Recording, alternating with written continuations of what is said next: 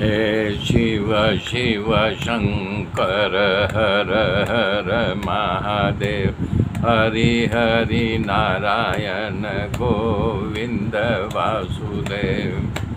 हे शिव शिव शंकर हर हर महादेव, हरि हरि नारायण गोविंद वासुदेव। हे शिव शिव शंकर हर हर महादेव, हरि हरि नारायण गोविंद वासुदेव। शिव शिव शंकर। ओम नमो भगवते वासुदेवाय। ओम परमात्मने नमः। मेरे मित्रों, तब ब्रह्मा आदि देवता भगवान से कहे कि आप उसको दर्शन और भोजन दो। उसके शरीर की हालत बहुत विचित्र दशा हो गई है। तब भगवान ने कहा कि ब्रह्मा जी और देवताओं जी, आप जाइए, मैं ध्रुव जी को कभी दर्शन नहीं दूंगा। ये बात सुनकर के सारे देवता समंजस में पड़ गए, घबरा गए।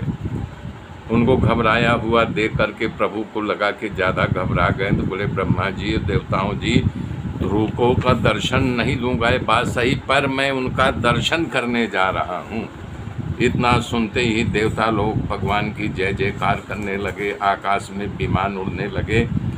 भगवान गरुड़ पर सवार होकर के यमुना जी किनारे पहुँच गए। आकाश से फूलों की वर्षा होने लगी।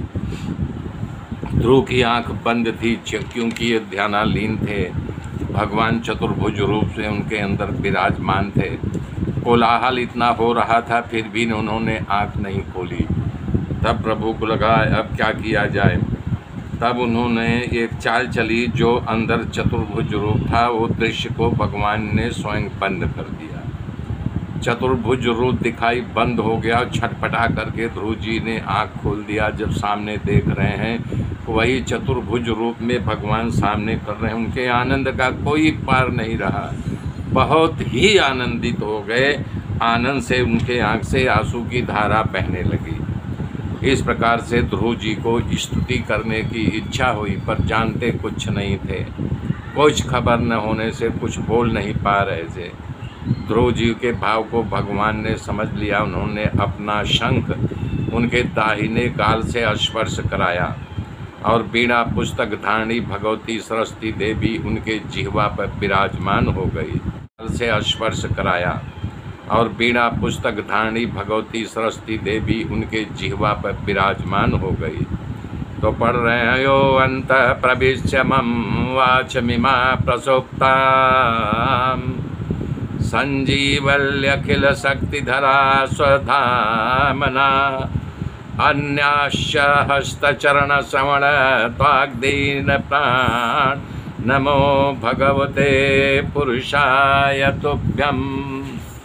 इस प्रकार से एक ही श्लोक के पीछे एक ही श्लोक निकलने लगा। 12 ही श्लोक से ध्रुव जी ने भगवान की प्रार्थना की।